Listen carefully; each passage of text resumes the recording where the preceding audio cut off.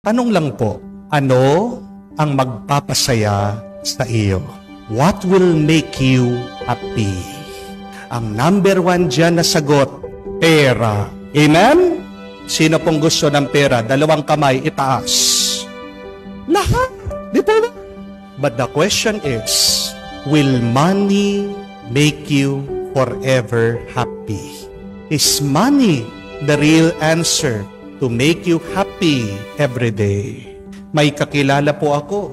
Sinasabi niya, kahit pobre na siya, kahit mahirap na siya, basta't wala lang siyang sakit. Amen? Sobrang yaman po. Pag nag-a-abroad, hindi man iniisip ang ginagastos. Pag nangingibang bansa, parang pumunta lang ng Baguio o Manila. Pero meron pong grabing sakit. One of a kind illness.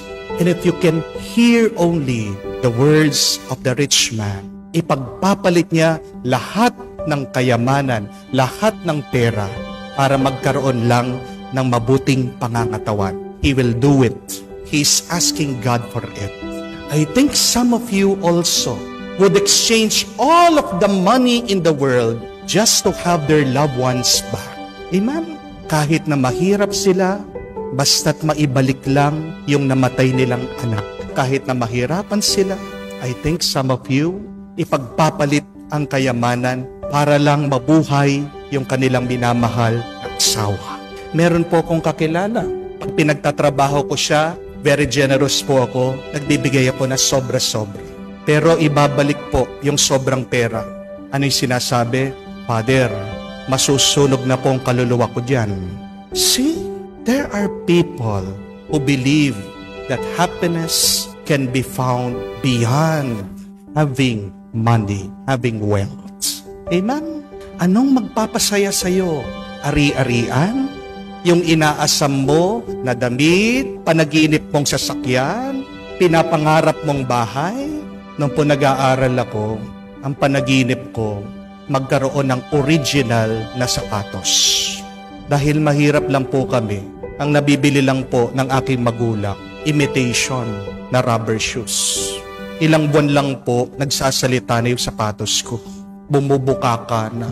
Kasi po, fake. Pag pumapasok ako, nahihiya po ako, tinatakpan ko yung aking mga sapatos kasi yung mga kaklase ko, mayayaman, ang gaganda po ng rubber shoes. Original.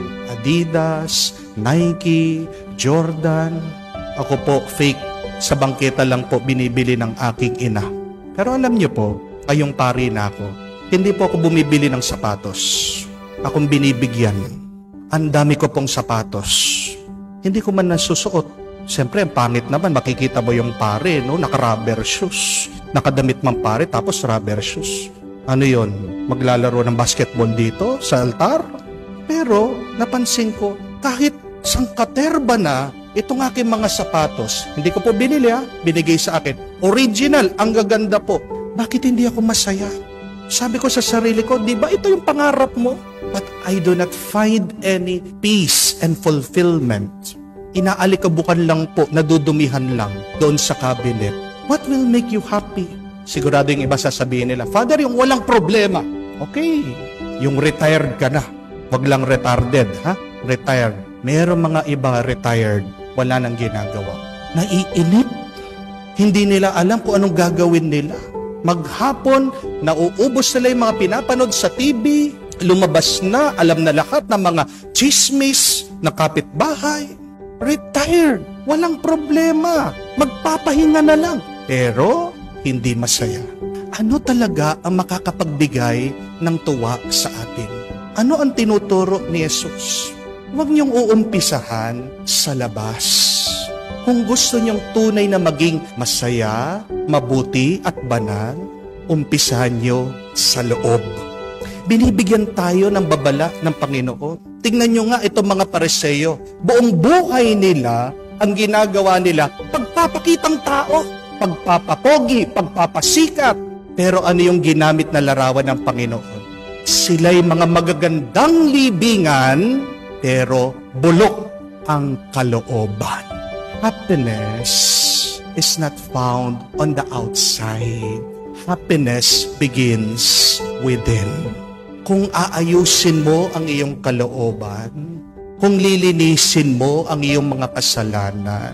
Lalong-lalo na kung papapasukin mo ang Espiritu ng Diyos sa iyo, kahit saan ka man mapunta, kahit ano man ang iyong kalagayan, palagi kang magiging masaya. Remember that, my dear friends. Begin within, not outside. Happiness is not something that you attain. Happiness is something that you choose. Happiness is a state of being. Nag-uumpisa sa loob. Kaya nga, masasabi natin ang tao magiging malungkot, miserable. Kahit na siya'y nakapaligid ng mga magagandang bagay, kung bulok naman ang nasa loob niya, kung may gulo ang kanyang isip at puso. Let us begin within, not outside. Dahil tandaan niyo po, ang tunay na buhay ay nasa loob, hindi nasa labas. Pag inuna mo palagi ang nasa labas, anong mangyayari na nasa loob? Mamamatay yan. Tingnan niyo po ang itlog. Pag napipisa ang itlog, saan nag-uumpisa? Sa labas? Sa loob. Bakit sa loob? Yun yung buhay. Ang buhay nasa loob, labas. Pero ang tigas ng ulo natin, kala natin ang totoong buhay nasa labas, pinapaloob, pinapasok natin. We are wrong. That is a big mistake. Bigyan mo ng oras at panahon, araw-araw, ang iyong espiritual na buhay, ang iyong pag-uugali, ang iyong relasyon sa Diyos. At makikita mo, hindi ka lang magiging masaya, makukontento ka, magiging kapang payapa. May paborito po akong kanta ni Richie Di Horsi. Hindi ko po alam kung alam niyo yung kanta. Ang pamagat po, sobrang talino na ng tao ngayon. Alam niyo po yan? Ang ganda po. Hanapin niyo po sa YouTube, sa internet. Ang lalim po ng lyrics. Sabi niya, sobrang talino na ng tao ngayon. Kaya nang makapunta sa buwan, makapaglakad. Kaya na niyang makagawa ng telebisyon at mga palabas. Pero nakalimutan na niyang magdasal tuwing linggo. Ang gaganda na ng ating mga nagawa, nakakamanghak, nakakabilib.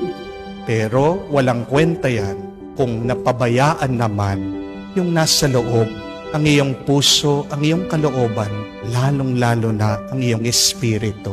Dahil pagdating ng araw, lahat ng ito na nakikita mo sa labas, mawawala din yan. Lilipas din yan. Lulusaw din yan. Masisira din yan. May katapusan yan. Pero nung sabi ng Panginoon, ng turo niya, anong nananatili? Ang ating mga kaluluwa, ang ating mga espiritu. Kaya kung nagpapagod ka para sa pera, para sa kayamanan, para sa iyong pangalan, wala naman problema kung pagsumikapan mo ang mga bagay na yan. Pero ang pinapaalala lang ng Diyos, huwag mo namang kalimutan yung nandun sa loob. Dahil pag nakalimutan mo yan, maaaring sa pisikal ikaw ay buhay, pero ang totoo, ikaw ay patay.